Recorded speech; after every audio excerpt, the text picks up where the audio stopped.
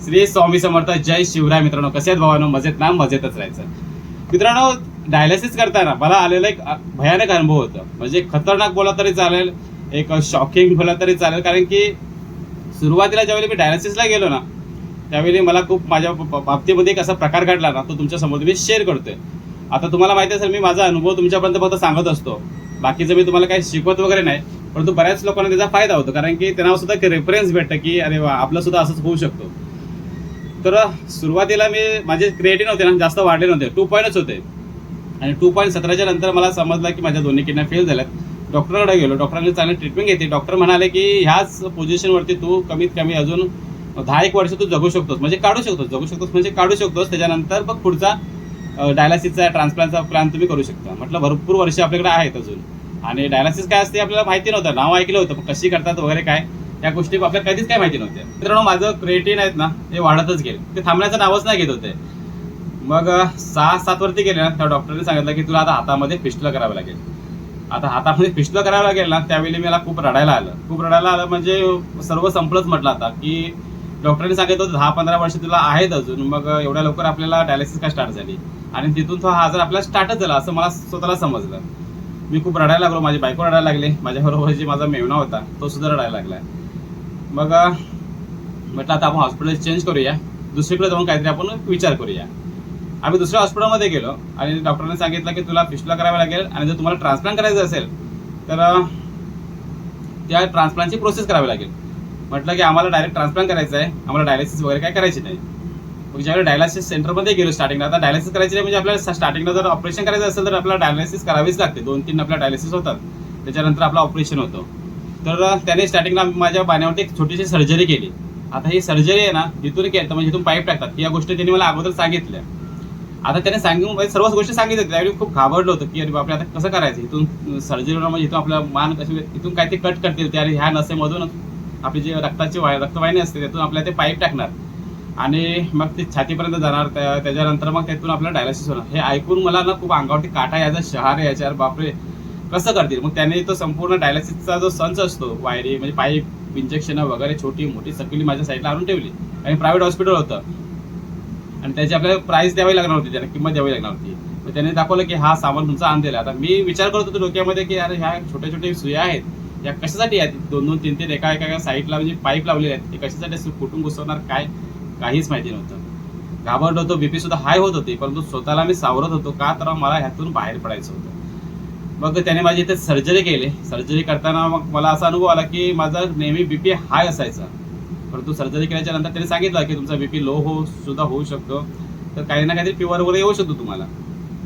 Surgery झाल्याच्या नंतर मला 5-10 मिनिटं मला बरं वाटलं की ठीक आहे चला, कारण की ते लोक इथं सूमचं इंजेक्शन देतात, त्याच्यानंतरच ते करतात. काय असं नाही डायरेक्ट की आपलं कट करतात आणि त्यातून घुसवतात.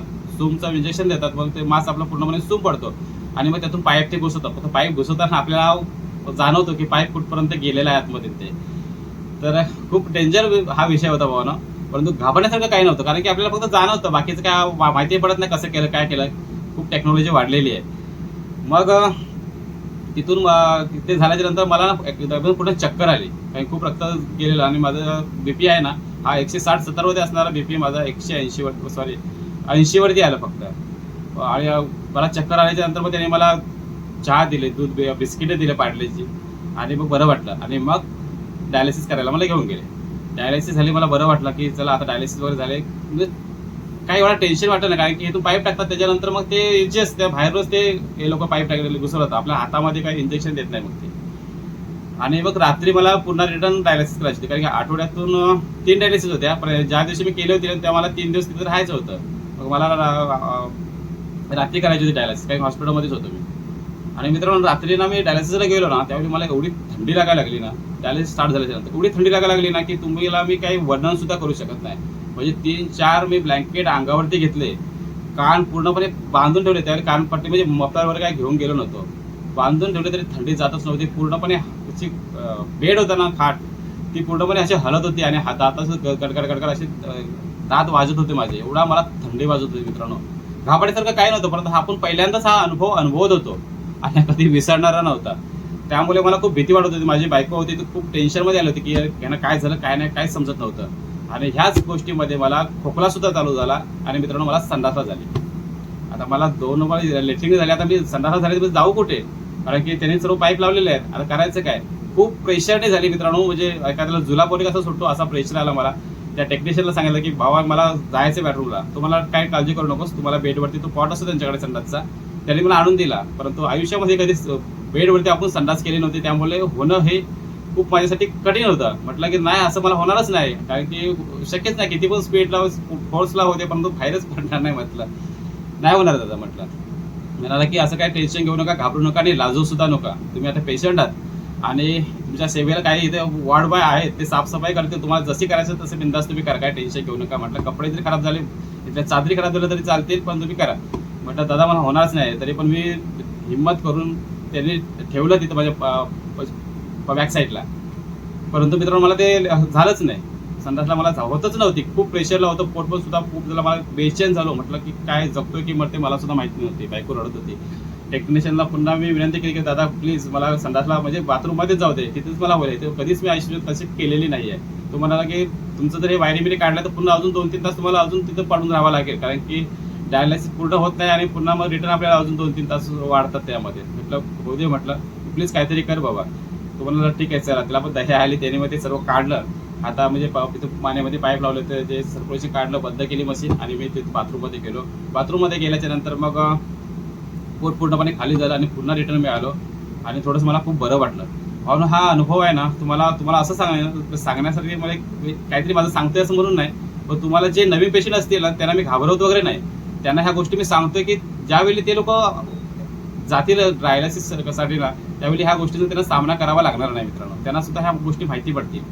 आणि सांगायचं असं म्हटलं की डायलिसिस करताना ना असं कुठला त्रास वगैरे होत नाही, फक्त कधी कधी आपल्या मनाचीच भीती आपल्याला घाबरवत असते.